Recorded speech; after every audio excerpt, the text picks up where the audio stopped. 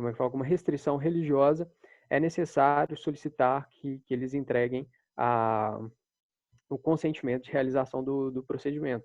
Então, a gente pega bem mais atual, há 4 anos atrás, a gente já tem algo que já dá mais essa flexibilização em favor do paciente, no sentido de entregar o bem-estar para ele, deixar que ele fosse também ali livre para tomar as decisões sobre ele mesmo. Eu acredito que, inclusive, o principal ponto e questionamento sobre a transfusão de sangue não seja nem especialmente do testemunho de Jeová. Você pega um maior de idade, uma pessoa capaz, que tem a mentalidade, que está saudável mentalmente também, e decide não tomar a transfusão de sangue, ele tem total consciência dos riscos que ele está correndo em realizar a transfusão e também não realizar a transfusão.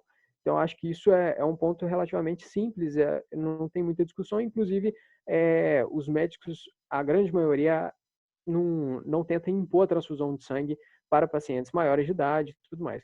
Acho que a complicação é quando nós temos menores de idade, crianças e adolescentes que não respondem por si mesmas e necessitam realizar a transfusão de sangue, e os pais são testemunhas de Jeová. E aí realmente a gente entra num embate assim, até emocionalmente mesmo falando, complicadíssimo, e um conflito de o médico ele tem a obrigação de cuidar do paciente e usar tudo que ele pode fazer para salvar a vida dele, e também o conflito do direitos de tutela,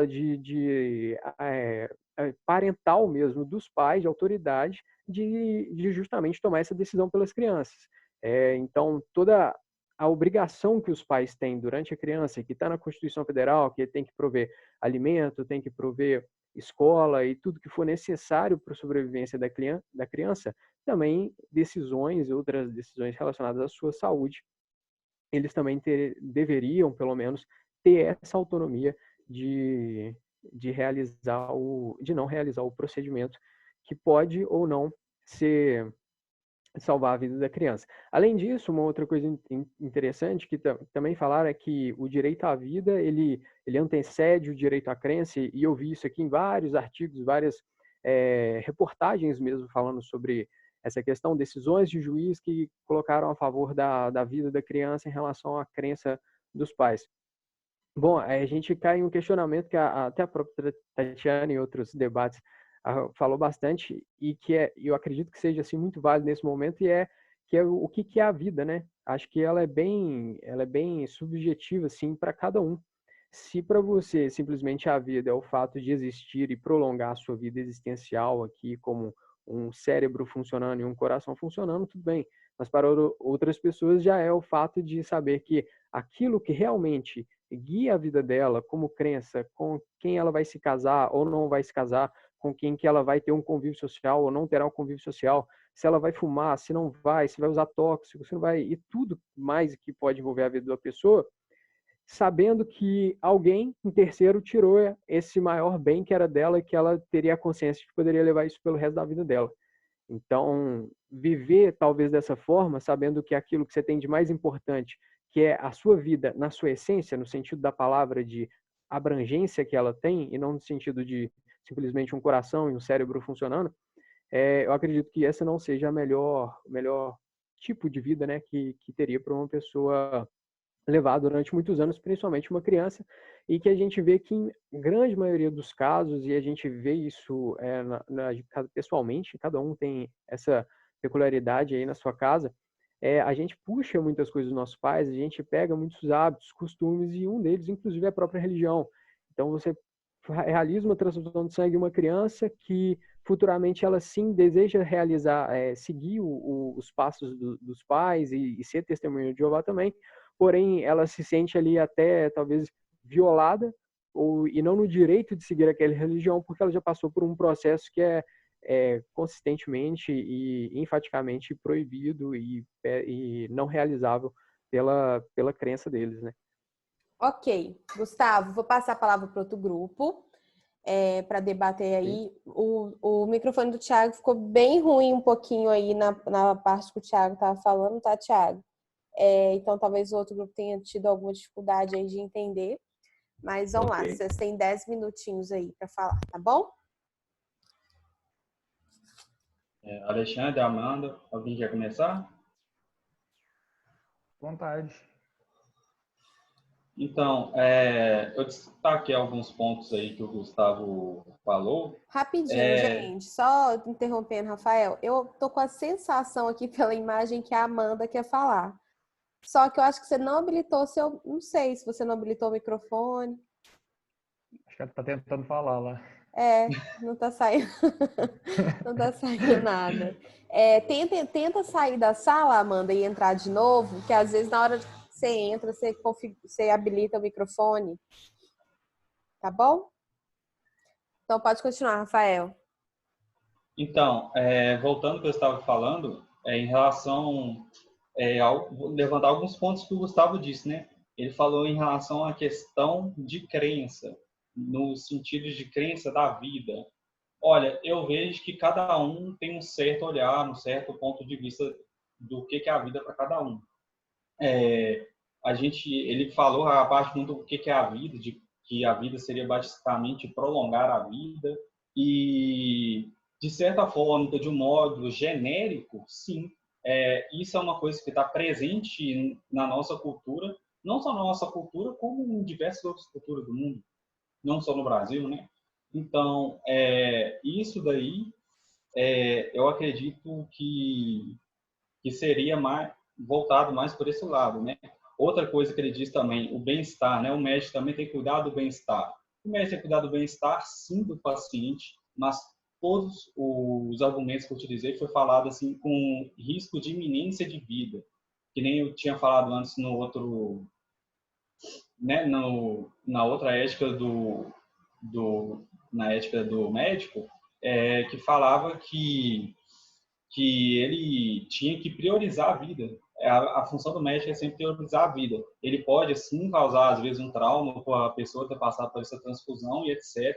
A pessoa pode, sim, se sentir muito incomodada com isso, se sentir ter esse mal-estar, né?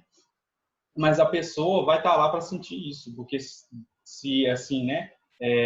Se não tivesse feito esse procedimento que é feito mundialmente, acaba que a pessoa não poderia estar lá nem para falar se gostou ou não. Então, a gente tem que pensar no lado, assim, que a gente dá direito à pessoa a uma segunda visão, né? Às vezes ela tem visão dessa parte da religião, etc., quer seguir recitamente, mas ela vê até que ponto que ela quer chegar. Ela só vai saber disso quando experimentar na pele, na minha visão, né? Ele mencionou o caso da menina aí, que a transfusão inicialmente não deu certo e teve que fazer uma outra transfusão, causando trauma aí para a família toda, tudo mais o ambiente. Em questão a isso, a transfusão sanguínea, ele é um método, não é um método assim eficiente, mas não 100%. É muito difícil achar um método 100% eficiente, ainda mais quando você está tratando do corpo humano. O corpo humano tem, assim, por mais que todo mundo entre as tenha as mesmas funções, mas cada um tem sua particularidade, cada um tem sua genética, cada um tem o seu DNA. Ou seja, esse método leva a gente, muito dos casos, dá certo sim, tem casos que vai dar errado também, sim. Mas, assim, ainda hoje a gente não sabe um outro método que seja melhor. Você chegou a mencionar que existe um outro método que você consiga produzir mais sangue. Existe sim, mas ele é pouquíssimo eficiente em relação a uma transfusão. Por exemplo, o paciente precisa de 1 litro de sangue. Vamos falar assim, ele não vai conseguir produzir isso em coisa de 12, 8 horas, dependendo do risco que ele está. Apenas a transfusão que vai conseguir dar essa alta quantidade de volume, né? Então, em relação ao pós-operatório, que a pessoa fez transfusão e mesmo assim não adiantou e tudo mais, eu volto naquele argumento que eu acabei de falar de que a transfusão sanguínea ela é para ajudar, para melhorar a causa, para conseguir, que nem você disse, aumentar a oxigenação, além da pessoa estar ali com falta de sangue, né? Isso aí cai a pressão da pessoa e diversas outras coisas. Não sou um especialista para falar disso, mas eu sei um pouco em relação a isso. E leva aquela coisa, né? Você está no pós-operatório, ou seja, você não sabe que tipo de procedimento cirúrgico que passou, você não sabe a imunidade da pessoa é boa ou ruim. Tem diversas incertezas atreladas nessa parte, né? Tem diversas particularidades que tem que ser considerada, né? Não só genericamente falando, a pessoa fez transfusão, não deu certo. A culpa não foi da transfusão, porque existem milhões de outros fatores, né? E agora também uma outra parte que até o Thiago falou, que eu consegui pegar, falando da segurança da transfusão da segurança, né, da transfusão sanguínea. Ele chegou a mencionar o continente da África, que lá é inviável por conta do HIV.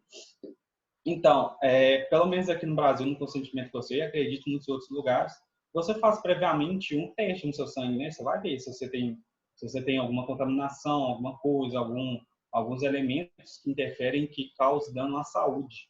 Ou seja, não é assim, qualquer sangue. Cheguei lá, doei, a pessoa pode estar infectada, atualmente pode estar com coronavírus. Assim, não é fácil, assim. O sangue tem que estar num padrão de qualidade, tem que estabelecer aquele padrão de qualidade para assim fazer a doação. A África é um país que tem, assim, baixa doação por conta disso, sim, mas isso é uma parte de qualidade do continente deles, é uma condição que eles têm. E assim eu encerro.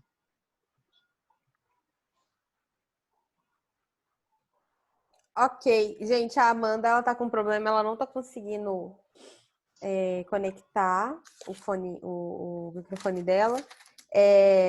O Alexandre quer falar alguma coisa? Vocês Não, têm eu só ainda mais queria uns minutos. pontuar a questão que, se eu não me engano, o Gustavo falou a respeito que a pessoa pode morrer, mas em muitos desses casos de iminência de morte é uma questão de vida ou morte. Talvez é o único procedimento ali que você tem, entendeu? E o médico, ele precisa realizar isso para garantir a vida da pessoa. E também esse procedimento, essa ação de transfusão de sangue, ela tem uma comunidade científica toda por trás, que tem inúmeros estudos que indicam, né, esses procedimentos em determinadas situações. Eu queria trazer à tona aqui também até uma última discussão que se teve no STF a respeito de qual seria os rumos, né, qual seria o entendimento do STF a respeito dessa questão, que foi uma mulher que precisava fazer uma cirurgia no coração, acho que, se não me engano, no Alagoas, vocês me perdoam se eu perder alguma informação da notícia, porque eu não estou com ela aberta aqui, mas pesquisando eu lembrei dessa notícia, e só que para diminuir o risco da cirurgia, a mulher precisava aceitar uma possível transfusão de sangue em caso de hemorragia. Então, ali, se acontecesse a hemorragia, era o único procedimento que poderia ser feito para salvar a vida dela. E nisso, eu não lembro direito como foi desenrolada a questão, mas, se eu não me engano, a mulher se recusou, o hospital não pôde fazer e essa questão foi parar no STF. Aí eu posso até pesquisar aqui qual que foi o desfecho. Mas é uma questão muito complicada em que a gente acredita que deve se priorizar a vida acima de acima até da liberdade de crença do indivíduo. É só isso que eu queria acrescentar. Vou tentar procurar aqui a notícia. Ok, vou passar a palavra então para outro grupo. Vocês têm mais 10 minutinhos aí. Tá ouvindo? Todo mundo tá me ouvindo? Tô ouvindo.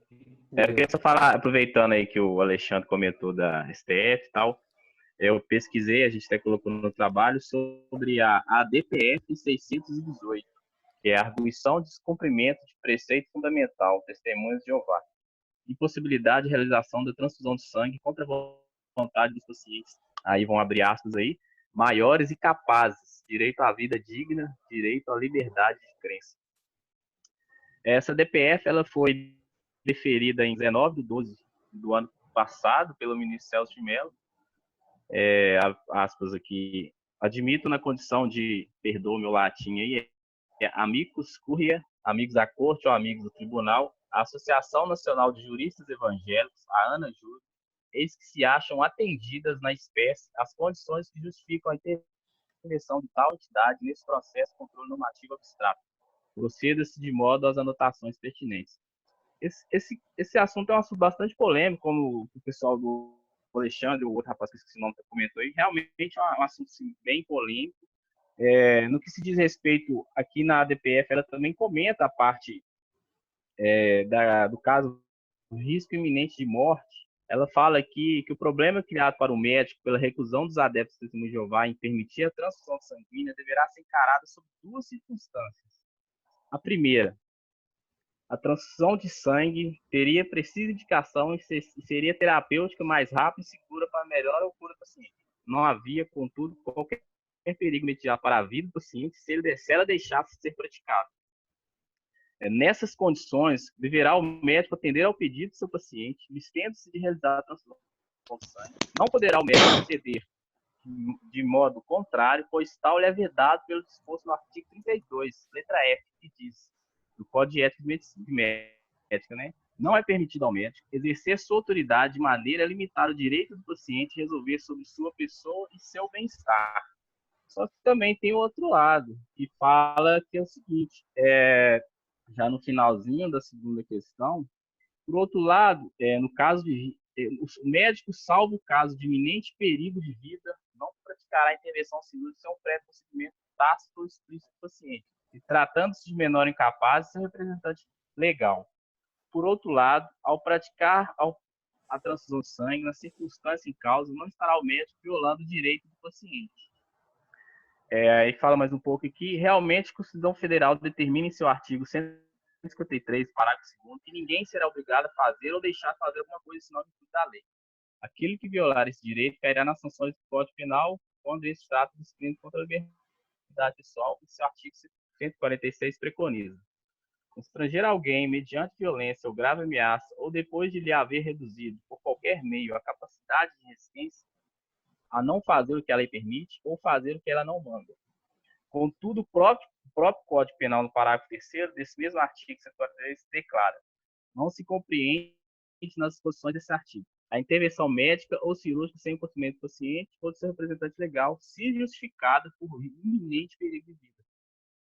Então, assim, acho que tem dois lados da moeda, né, essa questão. A questão que envolve os testemunhos de Jeová e a crença deles, né, de recusarem a transfusão de sangue.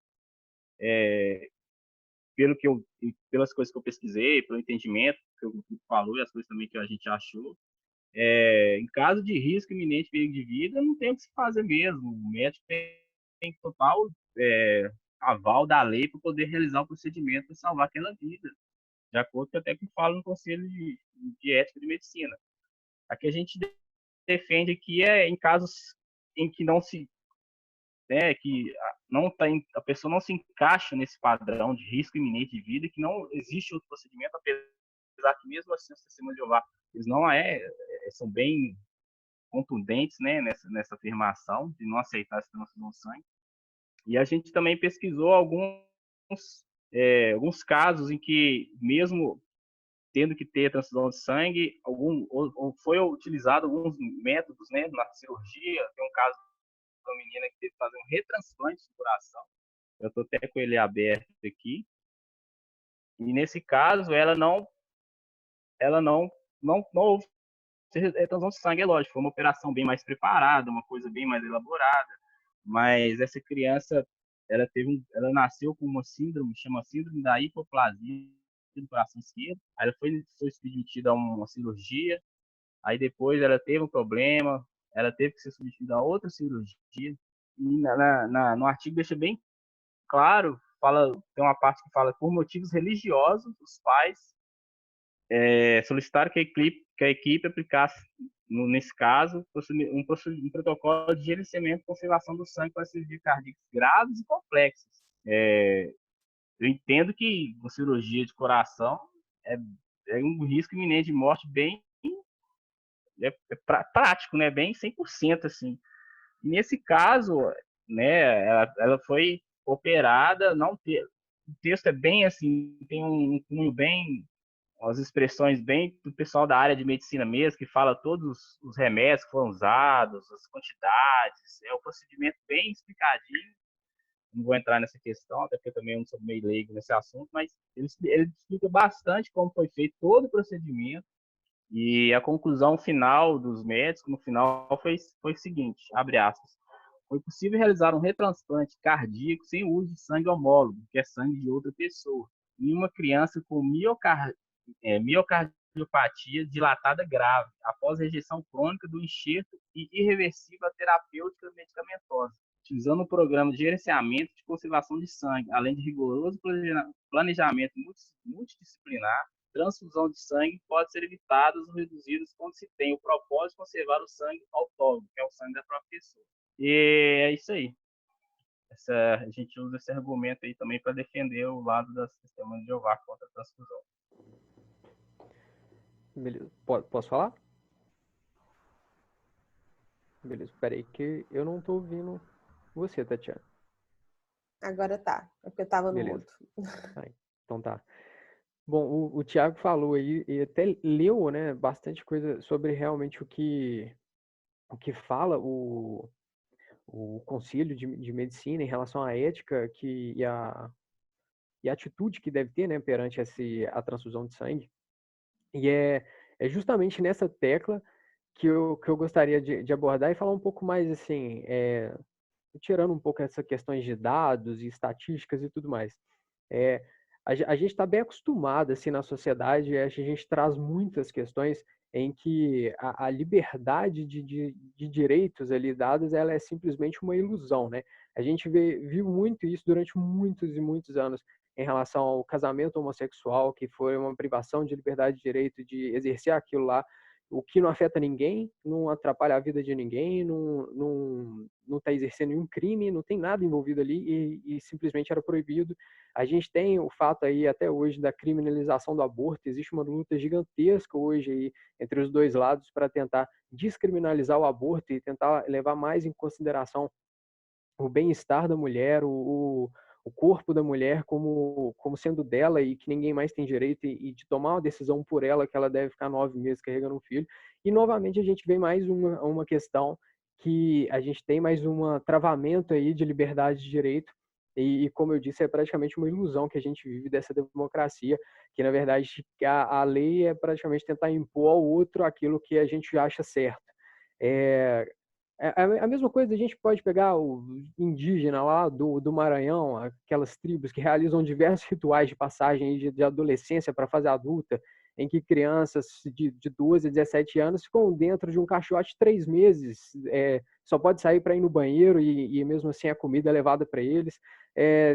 Alguns rituais em que a criança tem que andar 10 quilômetros carregando um outro índio nas costas para chegar lá no final e poder comer e poder fazer tudo que ela realmente participar da vida adulta, de reuniões e tudo mais. E basicamente é como se a gente quisesse chegar lá e falar assim, não, você não pode fazer isso mais não, porque esse direito seu de cultura aí, ele é diferente do que eu acredito. A gente priva aqui vários direitos de uma pessoa ao impor a ela um tratamento do qual ela não quer ter, realmente. E se ela sabe que ela está no risco iminente de morte, ela tem consciência daquilo e fala, eu não quero esse tipo de tratamento, ninguém deve obrigar essa pessoa a receber esse tratamento ou não. A gente tira o direito de cultura dessa pessoa, o direito de crença dessa pessoa, o direito de liberdade parental que essa pessoa tem perante se for algum tutor, né, de alguma criança ou algo assim. A gente trabalha aqui com imposição e submissão, talvez, daquela pessoa perante o Estado, perante uma jurisdição, praticamente para a pessoa, uma penalização, sendo que ela não cometeu nenhum crime, porque aquilo para ela é praticamente ser penalizada pelo fato de estar doente no hospital. É importante a gente levar em consideração o quanto hoje a nossa sociedade tenta impor coisas completamente ortodoxas para outras pessoas, sendo que isso não afeta em nada a vida dos outros. Sim, deve ser realmente, eu acredito que seja muito angustiante para um médico se deparar com uma situação dessa, uma criança, uma pessoa que não aceite a transfusão de sangue pela sua crença. Não cabe ao médico ir lá e julgar essa pessoa e impor isso. Cabe a ele respeitar. Ele pode sim ficar agoniado e tentar outras medidas e tentar até mesmo convencer essa pessoa. Não falo que tentar convencer ela esteja errado, muito menos proibir a transfusão de sangue. Jamais. Isso realmente é um método hoje científico comprovado que funciona e que em muitos casos tem sucesso e que a pessoa vive muitos anos bem, não tem nenhum tipo de complicação depois do pós-operatório. A questão é, nós vamos impor para uma pessoa, sendo que existem sim hoje já métodos alternativos para a gente poder evitar a transfusão de sangue em pessoas que realmente a rejeitam. São mais arriscados? Sim, e a pessoa tem consciência total disso. Ah, mas é uma criança. Beleza, não tem problema. A gente exige hoje, até no direito, assim, essa questão de se o juiz se depara com uma injustiça sendo cometida e a pessoa ali, o réu que está sendo envolvido, ele não traz à tona o direito que ele tem perante essa injustiça, o juiz não pode intervir lá e falar, ó, amigo, você tem direito a fazer isso daqui, tá? Isso, da mesma forma, a criança e a pessoa mesmo em si, ela não quer exercer aquele direito dela. Ela não levantou aquele direito. Não cabe a ninguém determinar que ela fala assim, não, você tem o direito sim e nós vamos executar para você, que é a força, você querendo ou não. Então, é importante a gente lembrar que toda essa cultura que a gente tem aqui em volta tira vários direitos da pessoa e faz ela se tornar ali praticamente um refém e basicamente uma imposição, porque se a pessoa ela tem um direito de crença, ela tem aquela crença dela de que não pode se que o sangue dela, a alma dela também está composta ali e você força ela a uma transfusão, a uma transfusão de sangue, a gente está falando que é praticamente impor uma segunda religião para ela. Falar, você pode continuar sendo testemunha de Jeová, mas essa parte aqui da transfusão de sangue você não vai poder ter, não. É uma outra religião, é algo que não faz sentido. É a mesma coisa que você falar para um católico e falar, ó, santo, você não pode acreditar mais, não. Entende? Assim, de onde que vem essa doutrina pesada e ortodoxa e autoritária de que a gente tem que seguir aquilo que a outra pessoa está falando, sendo que não existe nenhum crime envolvido nisso, não existe nenhum maltrato envolvido nisso. É importante a gente ressaltar porque, se uma criança, os pais de uma criança estão ali recusando a transfusão de sangue, então é porque maltrata a criança, não deseja o bem para ela. Não, vamos baixar, pensar, traz assistência social, traz o que for necessário, sim, no hospital para poder tratar a situação, porque é um momento delicado, é um risco de morte mesmo ali da criança, mas os pais, perante a lei, têm o direito, sim, de tutela da criança, e a gente não pode intervir nisso, é um direito, é pronto, é a mesma coisa dos índios. Você vai chegar lá para um pajé de uma tribo e falar com ele, falar assim, não, você não pode fazer isso mais não, porque isso que você está fazendo com as crianças aqui é errado, e agora esqueça essa cultura sua. É basicamente a mesma coisa. Então, é importante a gente ressaltar que, principalmente, o direito de liberdade. A gente não vive numa autarquia, a gente vive num país de direito, num país aqui em que é democracia. Então, é importante a gente ressaltar os dois lados. E sim, o médico é autoridade em casos de... Pô, não tem nenhum tutor, não existe nenhuma autoridade parental, não tem nada ali que possa envolver uma pessoa, uma criança que se acidentou e ela precisa de transfusão de sangue. Bom, se o médico realmente não tem nenhuma informação dessa e ele vê que o paciente está em risco de morte, realmente não há o que fazer. E se depois se descobrir isso, o médico não tem que ser responsabilizado por absolutamente nada. Mas a gente está falando de uma situação em que a gente sabe do risco de morte do paciente, a gente entende os riscos, entende quais são os riscos tanto de executar quanto não executar o procedimento e mesmo assim tenta impor àquela pessoa algo que ela não quer se sujeitar a fazer, que pode ocorrer várias outras complicações para ela do que realmente exercer essa imposição que é colocada para cima dela. Gustavo, vou te interromper aqui, já passou um pouquinho aqui do tempo. Então, vou passar a palavra final para o outro grupo. Vocês têm 5 minutos. Amanda, você quer começar? Agora tá dando? Tá, agora dá. Beleza, Amanda. Tá ótimo. Ai, que bom, então. Então, eu quero falar um pouco a respeito do argumento que foi utilizado, que ele estava falando que a gente está impondo que a testemunha de Jeová não pode realizar a transfusão de sangue, mas não é assim que funciona. A transfusão de sangue só é feita, como foi dito anteriormente, em caso de risco eminente de morte. A gente não é feito transfusão de sangue quando se há outras alternativas, até porque não só testemunhas de Jeová iriam querer essas alternativas, todas as outras pessoas também. Por quê? Se há uma alternativa que te causa menos risco, por que não tentar essa alternativa? No caso, a gente está falando da transfusão ocorrer quando há o risco de morte. E por isso que a gente fala também que o direito de vida é o que dá o início ao restante dos direitos. Não a partir dos nossos como é que fala? O nosso jeito de olhar o que é a vida, mas sim porque se não tiver vida, a gente não tem como ter direitos, porque se você não estiver vivo, como que você vai exigir algum direito, entende? Então, do que adianta a liberdade se você não tiver vida? Então, é por isso que está dito que o direito à vida é irrenunciável, sob qualquer aspecto, pois é considerado base para a existência de todos os outros direitos, exatamente pelo fato de que se não há vida, não tem como ter direito. E Moraes, por exemplo, diz que o direito à vida é o mais fundamental de todos os direitos, já que se constitui um pré-requisito à existência e exercício de todos os demais. Então, isso já foi dito anteriormente, e não é algo que não tem relação com o que você determina o que é a vida. Não é dizer que a vida é apenas estar vivo ali ligado em máquinas, mas sim ter a vida mesmo, sabe? Sim, ter o direito a ter a vida. A religião vem após esse direito da vida. E, no mesmo sentido, Silva, em 2005, afirma que a vida é a fonte primária de todos os direitos, exatamente como eu disse antes, e se trata de um direito e não uma mera liberdade, sendo que não se inclui a opção de não viver. Então, não é escolha nossa a gente tirar a nossa vida. Por isso que a gente não pode simplesmente falar que quer tirar a nossa vida, e suicídio, por exemplo, não é permitido no país. Então, é por isso que a gente não pode falar que o que é esse direito à vida? É simplesmente, assim, a gente não tem o direito de tirá-la, é isso que eu queria dizer. Desse jeito, os poderes públicos deverão proteger o bem da vida mesmo com a oposição do seu titular. Por isso, pelo fato da gente não ter o direito de retirá-la, entende? E eu peguei alguns argumentos que mostram que, assim, eles falaram de alguns problemas relacionados à transfusão de sangue. Então, agora eu vou falar alguns problemas relacionados às alternativas às transfusões de sangue. Uma alternativa, por exemplo, é a eritropoetina recombinante humana em adultos portadores de doença renal terminal. No caso, essa eritropoetina recombinante é utilizada com o efeito de estimular a medula, aumentando a eritropoiese e, consequentemente, o número de células vermelhas circulantes, que é algo que acontece a partir da transfusão de sangue. Só que a utilização desse método causa efeitos colaterais no corpo humano, como, por exemplo, deficiência de ferro, que era algo que a gente estava tentando combater, certo? Com a transfusão. Anemia rebote, pelo fato de era para produzir mais células vermelhas, mas as células vermelhas acabam sendo consumidas pelo corpo, porque o seu corpo não reconhece essas células que estão sendo refeitas, né? Refeitas não, reinseridas no seu corpo. E causa também hipertensão arterial e convulsão.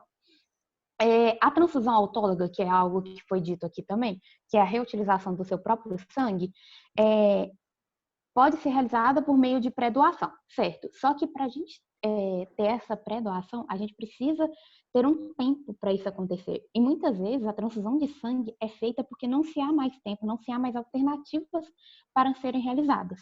Então, isso também outorga um pouco dessa transfusão autóloga, sabe?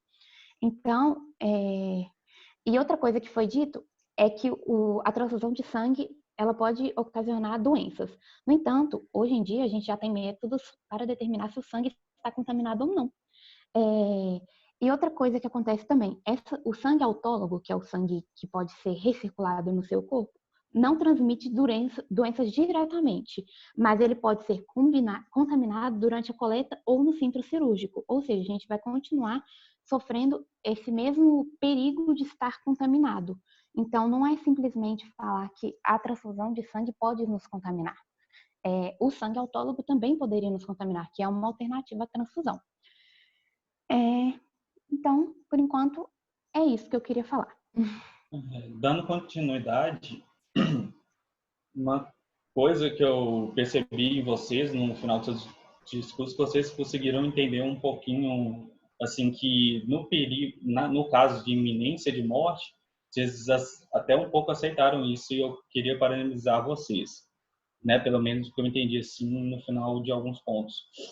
Outro quesito que foi tocado bastante aqui, foi até pelo Gustavo, ele falou em questão da cultura, no sentido de você impor aquilo na pessoa desse jeito e pronto.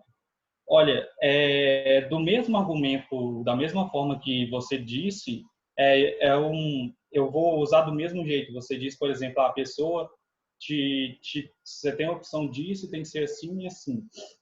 Mas agora, pensando no ponto de vista científico, médico, é o seguinte, eles aprenderam isso na faculdade, viram isso em tudo, acontece no mundo inteiro, estuda muito e só tem isso.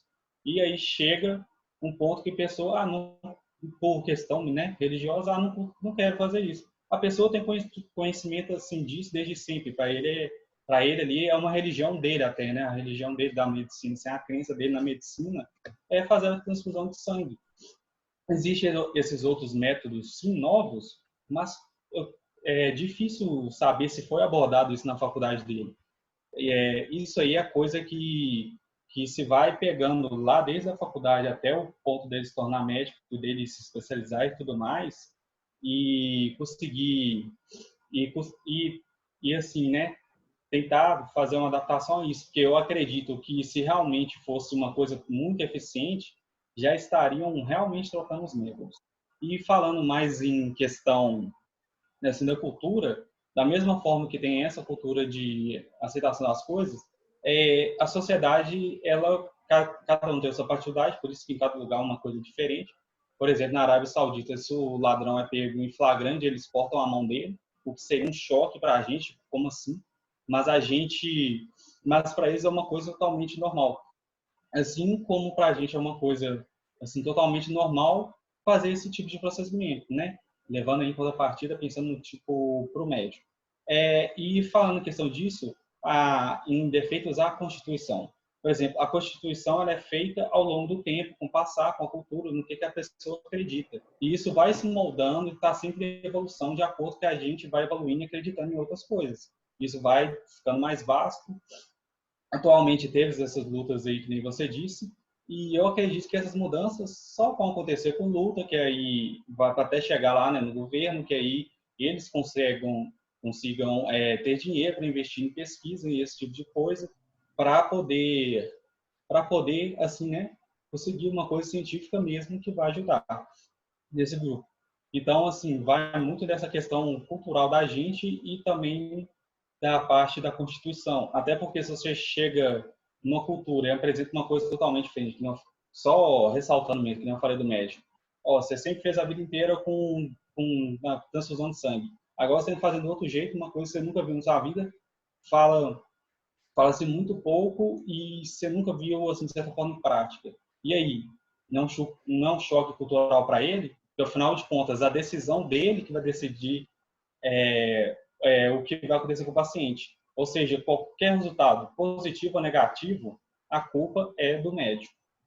E assim eu encerro. Eu queria só deixar um questionamento para o Amanda, restante. guarda o questionamento para a próxima etapa. Vou passar os 5 minutinhos para as considerações finais do grupo. E aí depois você pode começar perguntando, tá bom? Tá bom. Thiago e Gustavo. Pode falar?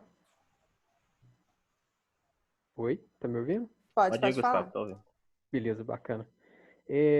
Bom, queria destacar alguns pontos finais, até que o Rafael falou. O primeiro ponto que ele deu um exemplo de um ladrão que na Arábia Saudita ele rouba, ele tem a mão cortada. Bom, assim, do meu ponto de vista e pelo que a gente está julgando aqui, eu acho que esse argumento não é muito válido, porque primeiro a gente está falando do cometimento de um crime e depois de um outro crime como penalidade daquilo que aconteceu. Então, assim, não claro que existe uma evolução entre os países e Constituição e processos que são realizados. A gente entende, na nossa cultura, a gente entende que isso é um processo que precisa ser, sim, atualizado, que precisa ser, sim, modernizado, porém, a gente está falando de coisas completamente diferentes. Eu estou falando de um crime e nós estamos falando de um tratamento médico. Eu acho que esse argumento, pelo menos para o caso em questão, não seja muito válido. O outro de que um médico estudou a vida inteira para poder fazer um determinado procedimento e depois um paciente que o termo que ele usou foi simplesmente pela religião dele chega lá e recusa um tratamento. Bom, acho que eu tenho duas questões em relação a isso. Um é um médico chamado Neil James, que ele é um médico norte-americano, que ele ganhou o Prêmio Nobel de Fisiologia e ele era um imunologista. Ele foi diagnosticado com uma doença, não específica aqui para mim qual doença que foi, e ele precisou fazer uma transfusão de sangue. Ele se recusou porque ele diz que sangue é igual DNA, cada um tem o seu. Então, não acho que é pela falta de conhecimento e pela ignorância que talvez a pessoa simplesmente vai recusar aquilo. Inclusive, o outro ponto é que eu acredito que se uma pessoa tem capacidade e ela tem discernimento suficiente para negar um tratamento que pode salvar a vida dela, provavelmente ela conhece muito mais sobre aquele tratamento do que a gente mesmo que não estuda e aceita o tratamento normalmente. E o outro ponto é, assim, acredito que sim, seja um choque de cultura, que você abordou muito bom em relação ao médico também, que estuda a vida inteira, faz um procedimento sempre de um jeito, e aí chega uma pessoa e fala, não, tem um método novo aqui que é pouco testado, em alguns lugares deram certo e outros deram errado, enfim, concordo, eu acho que sim, é um choque, e muitos hospitais, inclusive, têm direito a se recusar de realizar determinados procedimentos em caso de recusa, por exemplo, em transfusão de sangue. A questão é se buscar esses novos procedimentos, porque é assim também que se moderniza, é assim que melhora. Inclusive, igual a própria Amanda disse, a gente pode trazer isso para várias outras pessoas. E uma questão que a Amanda mesmo também comentou, nós também estamos falando no ponto de morte mesmo, tá? A gente está falando risco de morte iminente. Fala assim, eu tenho uma criança de 8 anos de idade que vai morrer se os pais não aceitarem fazer a transfusão de sangue. Os pais são responsáveis legados pela criança? São. Existe algum impedimento dos pais em relação a ter aquela criança ali como tutor, alguma coisa nesse sentido? Falei, não, não tem. Ok, os pais têm responsabilidade e autoridade parental para tomar esse tipo de decisão. Beleza? Então, eu acredito sim que, mesmo que eles entendam e tenham consciência de que aquela criança, o filho deles, vai morrer caso ele não faça, eu acredito muito que tem que se respeitar, sim, o direito dos pais, a decisão deles de seguir com o não tratamento da transfusão e buscar qualquer outra alternativa para sustentar a vida da criança ou algum jeito de curá-la. E se não tiver forma, se ela realmente vier a falecer, que realmente faleça com o conhecimento, com o consentimento dos pais, assinando termos e vários termos que o médico, provavelmente ele vai ser obrigado pelo hospital a realmente entregar esses termos de consentimento dos pais e autorização para seguir com outros exames ou não seguir com alguns exames. Esses são os tópicos aí que eu queria só destacar em que o pessoal falou e que eu vejo muito sim que é uma afronta à liberdade de escolha da pessoa, da dignidade humana e de tudo que ela gostaria de levar para a vida dela mesmo. Bom, só isso mesmo, acho que não tenho mais nenhum ponto a acrescentar. Queria falar, não, a respeito do que o Gustavo falou no final aí, que na DPF 608, no capítulo 4, sobre direitos humanos, fala o seguinte: é vedado ao médico. Artigo 22. Deixar de obter consentimento do paciente ou de seu representante legal após esclarecer o procedimento a ser realizado, salvo em caso de risco iminente de morte. Tá bom. Capítulo 5. Relação com pacientes familiares. É vedado ao médico. Artigo 31. Desrespeitar o direito do paciente ou de representante legal de decidir livremente sobre a execução de práticas diagnósticas ou terapêuticas, salvo em caso de iminente risco de morte. Eu acho que a questão a ser passada é a seguinte: por mais que tenha essa questão do risco iminente de morte, que sempre bate nessa tecla, inclusive a própria DPF, ela sempre ressalta isso, por mais que, igual o Gustavo falou, mesmo os pais sabendo que aquela criança vai morrer se não fizer essa transfusão de sangue, porque o médico até tem o poder de realizar, mas vai bater na tecla da questão do cunho religioso, que eles acreditam que aquilo ali, para eles, não é uma coisa aceitável. E eu queria deixar bem claro que se esse fosse um caso como esse, que os pais se nascem por um menor e não permitisse essa transfusão de sangue e essa criança vier a óbito, o médico é totalmente resguardado por lei, como diz aqui na DPF, ela é bem incisiva, está lá em salvo em caso de risco de morte. Então, assim, acho que a questão é a cultura, é a questão cultural das testemunhas de Jeová e não aceitar esse tipo de procedimento. E se acontecer de não ocorrer essa transfusão e a criança vier a óbito, o médico não vai responder por crime nenhum. Por mais que o Conselho de Medicina, né, o Conselho de Ética, fala também que, né, como o grupo colocou aí, e a gente também leu, que as duas questões andam amarradas aqui também na DPF, em vários assuntos.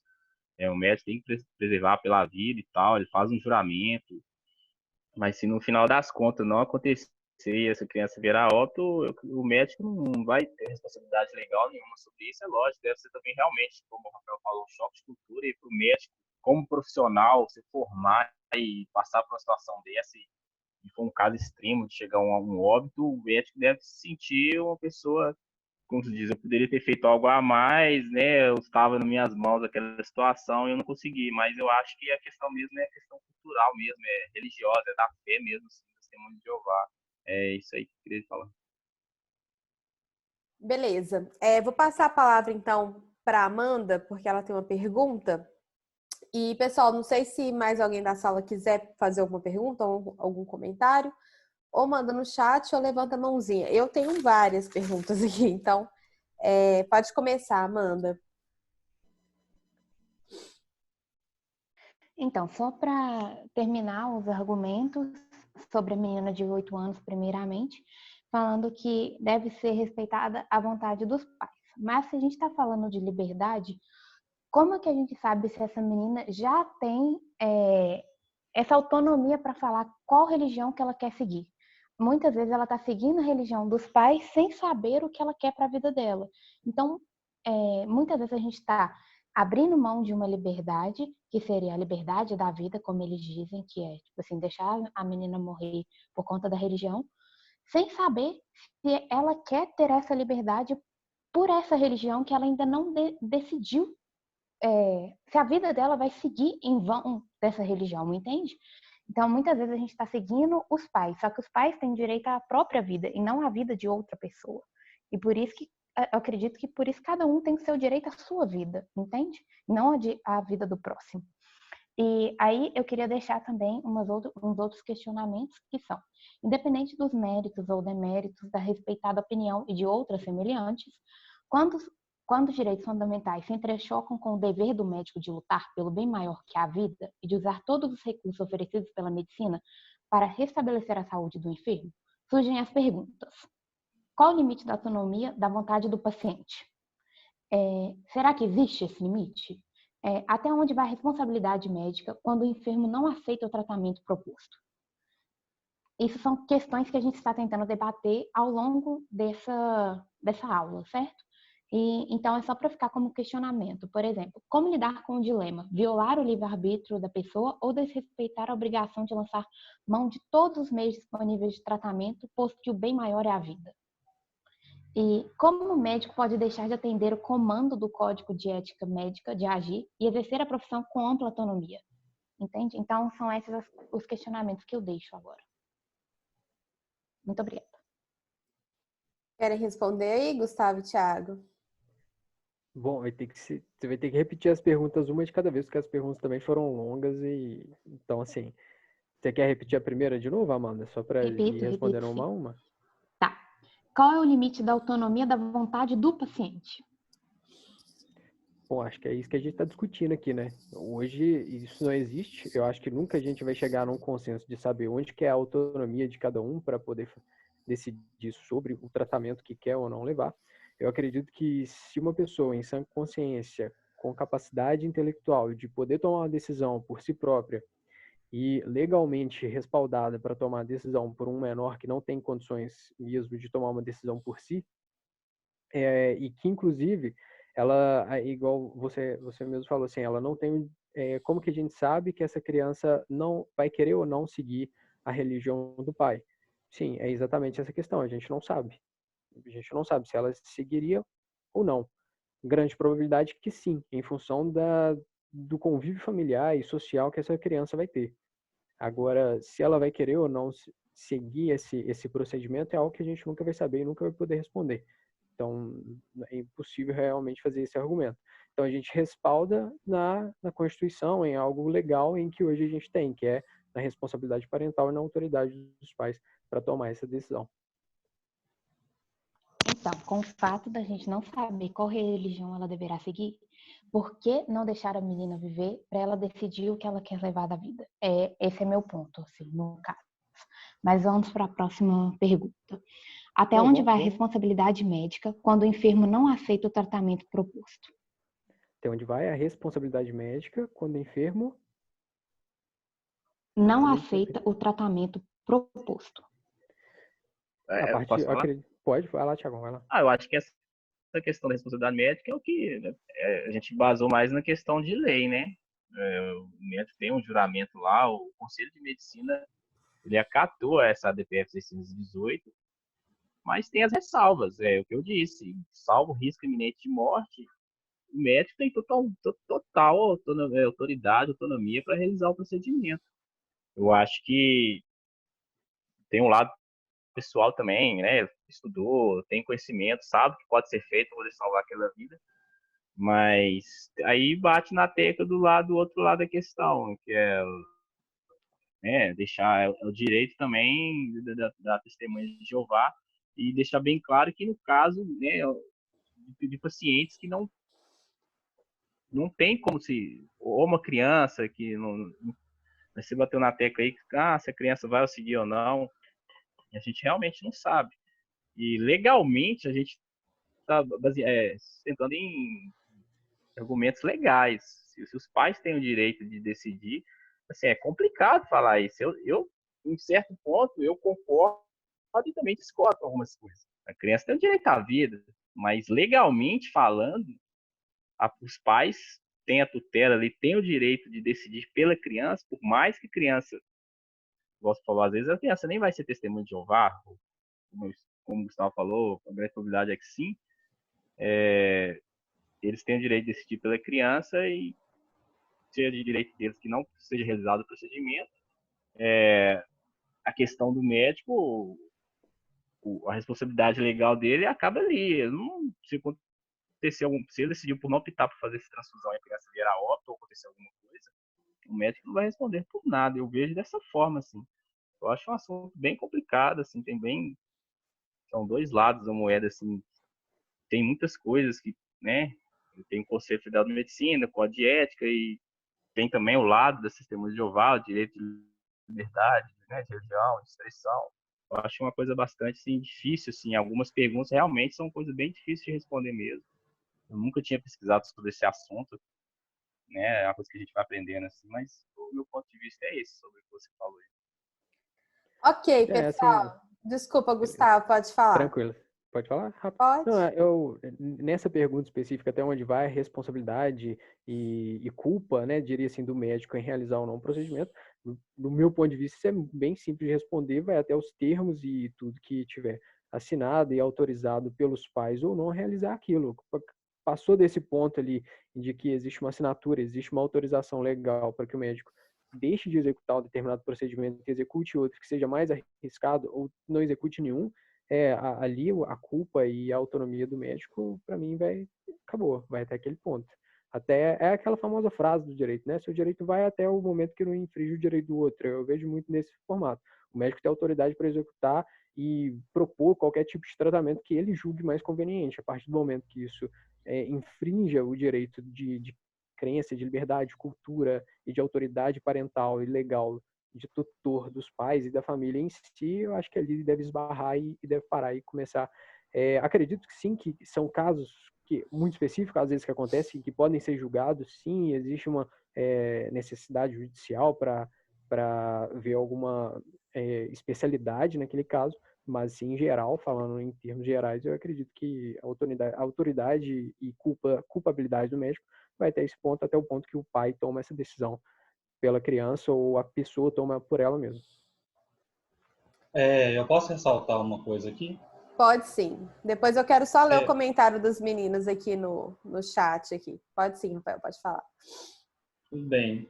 Então, como a gente está falando em questão de risco de morte, caso a criança via óbito, é o seguinte, a pessoa, os familiares vão sentir uma dor de óbito.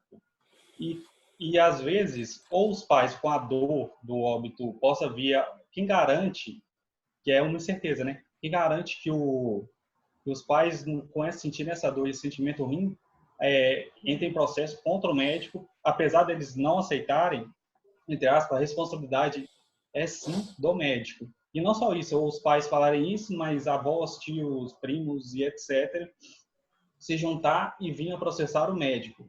Porque, afinal de contas, o que é responsável é o médico, não é os pais. Os pais, eles têm direito de falar não, mas, assim, a decisão final é do médico e pronto, ele é o responsável.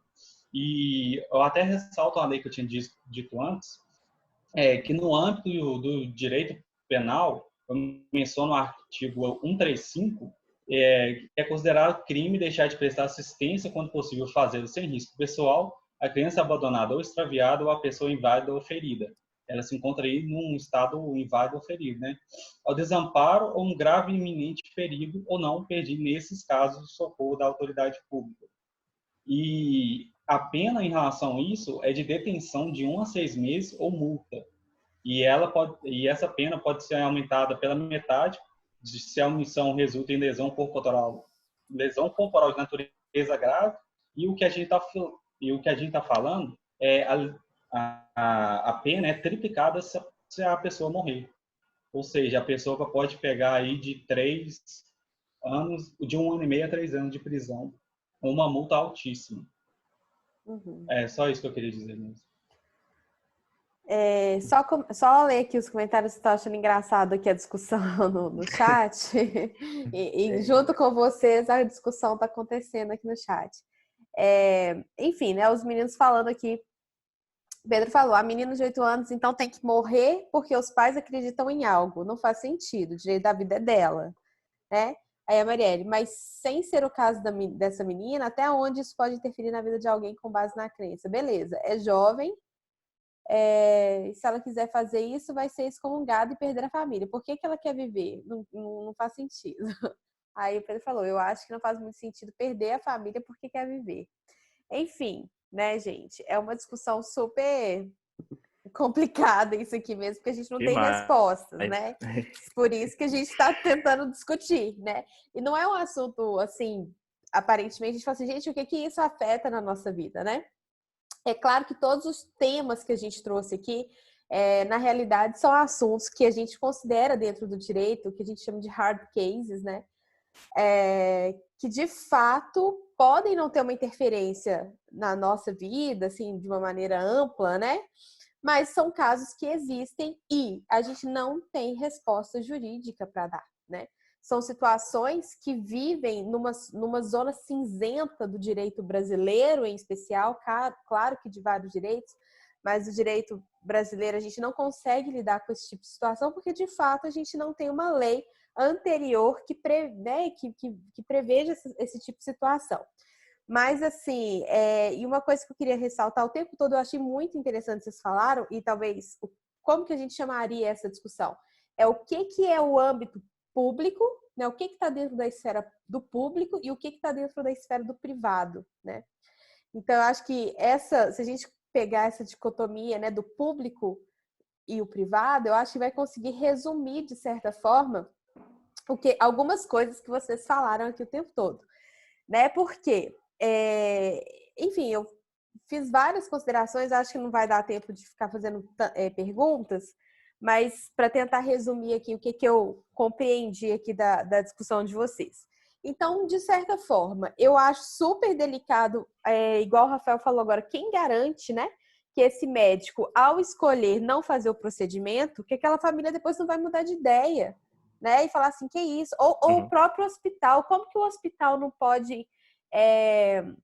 Sofreu um processo depois, né? Não, e sofrer um processo e processar o médico. Tipo assim, quem falou que é o médico que tem que decidir isso, né? Tem que ser, sei lá, é uma decisão hospitalar. Se esse hospital for público, aí a coisa ainda transcende mais ainda, né? Porque a gente já não está falando só de um administrador, né, que vai decidir, a gente está falando do Estado. Então, essa responsabilidade, por mais que acho que o Thiago falou, mas na hora da iminência de morte, aí não, o médico vai estar resguardado e tal. Mas na verdade não, porque se ele tomar uma decisão que pode até ser uma decisão que a família queira e tal, mas a família a qualquer momento pode falar, não, mas a sua responsabilidade é saber mais do que a gente. Eu acho que essa questão especialista, né? A questão, tipo, pelo meu entendimento, pelo que eu li, é questão legal, tipo assim, assinado e registrado, é alguma coisa assim, lógico, no calor da situação, só falar de boa. E isso, inclusive, é um argumento do direito, por exemplo, você comete crimes, né? Uma das formas de você atenuar a sua pena é falar que aquele crime foi cometido em alguma situação de forte estresse, né? De fortes emoções. Então, eu concordo totalmente com o que o Rafael falou. É muito complicado a situação, assim, para o médico chegar ali, os pais não vai fazer. Aí o médico falou, então, beleza, não vou fazer. Mas, igual o outro lado, e se amanhã a pessoa morre, eu falo, não, vou precisar ser esse médico, tem que ter salvo minha filha. E o contrário também, por exemplo, e se no caso aí o médico resolve fazer, aí a família processa o médico, porque agora eles não vão ter uma vida digna dentro da comunidade deles, dentro da religião deles, né? Então o médico nessa situação, ele fica totalmente vendido.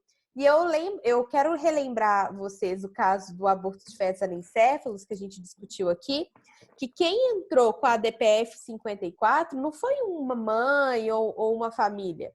Quem entrou pedindo uma manifestação no judiciário foi a Associação, toda hora eu esqueço, Associação dos Trabalhadores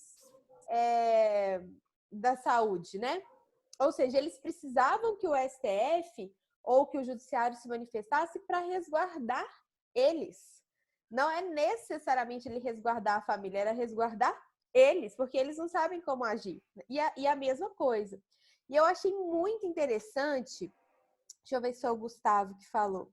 O Gustavo, ele trouxe ele fez uma intertextualidade com várias questões, né, com vários assuntos, e ainda eu retomo os dois assuntos que a gente discutiu anteriormente, que no final tudo vai ser a mesma discussão, né? Que é o que é o direito à vida, mas o que é o direito a uma vida digna, né? Adianta eu ter uma vida sem ter uma vida digna? Ou será que, para ter a vida digna, eu preciso, antes de mais nada, ter o direito à própria vida? Como a Amanda disse. Agora, Amanda, uma observação, né? Você falou assim, mas a religião, tipo assim, eu não vou deixar de ter esse direito primordial, que é o direito à vida, por causa de uma religião. Né? Então, assim, por esse direito à religião, ele está abaixo aí do direito à vida. Mas o que acontece é que na Constituição Federal, que é a nossa norma jurídica de maior valor, né? Tanto o direito à liberdade religiosa quanto o direito à vida, eles estão igual, no mesmo patamar. Então, se eu pudesse falar isso, não, primeiro eu tenho que ter o direito à vida e depois a liberdade religiosa, então a liberdade religiosa não poderia ser um direito constitucional. Porque se eu dou esse direito constitucional para as pessoas escolherem escolherem a religião que elas querem seguir, que elas querem professar, então eu tenho que estar de acordo com esse tipo de situação, que vai ter alguma crença ou alguma comunidade aí específica que vai tratar de alguma forma. Mas aí, da mesma forma, Gustavo, você defendeu isso muito bem e tal. Aí eu pergunto, olha, problematizando, aí pensa que tem uma seita religiosa aí que, sei lá, faz parte da seita religiosa, sei lá, matar criancinhas, né? Como acontece assim, em tribos indígenas, em outras religiões, assim, em outros países e tal, mas dentro do ordenamento jurídico brasileiro. Como que eu vou respeitar esse direito à liberdade religiosa, sendo que essa liberdade religiosa ela também infringiria direitos constitucionais? Então, é super, super delicado e super difícil. Eu não tenho essa resposta para dar. Até porque vocês estavam discutindo e eu estava pensando aqui. Quer dizer, então eu posso flexibilizar o não tratamento, é um tratamento essencial para a manutenção daquela vida, eu posso flexibilizar se a pessoa não quiser. Mas aí, voltando à discussão da semana passada, a eutanásia eu não posso, né? Então, a pessoa que quer viver uma vida digna, não quer viver ali sob, sei lá, né, condições aí de aparelho, estado vegetativo ou sei lá o quê, elas não podem escolher. Mas se eu professar uma religião, então eu posso justificar em cima da religião, né? Então eu não sei, assim, porque se a gente flexibiliza nesse aspecto, no aspecto religioso, a gente vai ter que flexibilizar em vários outros, né? Para ter uma vida digna. E a gente pode falar, poxa, a pessoa ela quer ter uma vida digna, ela vai ficar na cama sem movimentar, sem, sei lá, sem conversar, sem ver, sem escutar. Enfim, é uma discussão. E a outra coisa que eu queria comentar é o seguinte, e isso a gente considerando que a família que está decidindo pela vida daquele menor ou da vida daquele parente, é uma pessoa que realmente ama esse parente, né? Porque a gente não tá nem considerando as possibilidades de que isso pode, sei lá, a gente vê de tudo, né? Então, eu vou dar o direito de decisão de vida, porque a gente sabe que a vida é um bem, inclusive, de interesse público. Por exemplo, quando existe um homicídio, quem que faz a denúncia? Não é a família da vítima, é o Ministério Público. Tanto, né, no tribunal de júri, que vocês devem já terem, né, de alguma forma visto, quem discute ali com o defensor do criminoso, no caso do assassino, é o Ministério Público. Porque a vida é um bem tutelado não só pela esfera individual, é tutelado pela esfera pública. Então, se o Estado ele tem que cuidar daquele assassino que tirou a vida de alguém, o Estado ele também vai ter que cuidar dessas vidas, de uma maneira geral, porque o bem jurídico é a vida, né? Enfim, parece que a gente vai e não sai do lugar, né? Que a gente discute, e eu tô aqui questionando ambos os lados, justamente para vocês refletirem e pensarem, mas eu tenho certeza que vocês mesmos transitaram aí, né? Transitaram em argumentos contrários e argumentos a favor. Eu acho que, independente do grupo, né? O Rafael falou super bem, conseguiu colocar a pesquisa que você fez muito interessante. Eu fiz vários comentários, depois eu até posso mandar para vocês. Mas o que eu queria era isso, era que vocês conseguissem transitar. Eu não sei, o Thiago ele deu uma oscilada ali de vez em quando. O Gustavo tentou até dar uma corrigida ali, né, Gustavo? Eu vi que você insistiu e o Thiago insistiu no sentido contrário. É complicado, é um assunto. Tiagão me apertou sem abraçar. Mas é pra testar ele. Eu combinei com ele pra testar. Aí o Thiago falou, e o Gustavo deve ter falado, não, Thiago, eu vou puxar pro outro lado, você vai lá e dá a arrematada.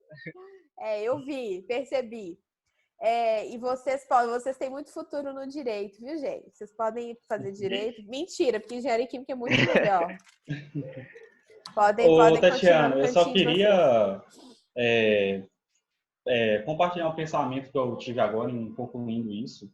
Pode assim, a gente tem que, antes disso tudo, eu acredito que nesse ponto de vista religião, você tem sua liberdade de ter religião, mas, no meu ponto de vista, você não pode intervir na liberdade da outra pessoa, que nem, por exemplo, tipo assim, você tem o seu direito à própria vida, você não pode ter o direito a resposta da vida da outra pessoa.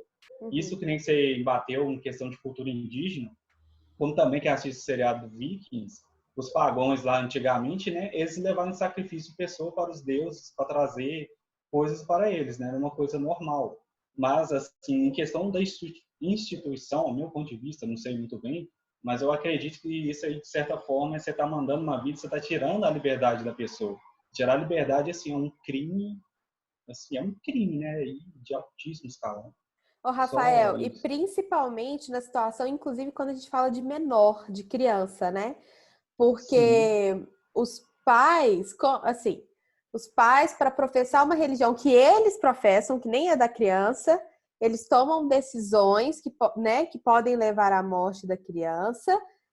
Mas, igual alguém falou isso aqui, né? Mas quem falou que aquela criança vai escolher aquela religião dos pais no futuro, né? Mas, ao mesmo tempo, a criança é o menor. A gente sabe que, civilmente, ela é incapaz, ela não tem como decidir sobre a própria vida, o que é uma incoerência. E aí eu lembrei, você falou dos Vikings, que eu particularmente assim, sou apaixonada, para mim a melhor série da vida, amo. Já devo ter falado isso aqui, né? E agora eu tô vendo The Last Kingdom, só para matar a saudade, até a última temporada sair. Mas aquele filme, não sei se vocês já viram, Uma Prova de Amor. Vocês já viram? Que a menininha, a irmãzinha, ela entra na justiça contra os próprios pais, pedindo a autonomia sobre o próprio corpo. Enfim, não vou contar aqui para não dar spoiler, mas a irmã tem câncer e toda vez que a irmã precisa de alguma coisa, aí a irmãzinha passa por procedimentos médicos para doar para a irmã. Então, ela entra na justiça pedindo essa autorização judicial para ela poder decidir se ela quer doar ou não para a irmã mais velha. Então, é a mesma coisa, né? Porque os pais meio que obrigam, mas assim, considerando o quê? Não, o amor de irmãos, né? Família, a gente tem que lutar para proteger a vida da outra, e enfim, aí vem a discussão que eu não vou entrar, mas quem não viu, assista, assim, é um filme muito legal, né? Que você chora do início ao fim, mas é muito legal.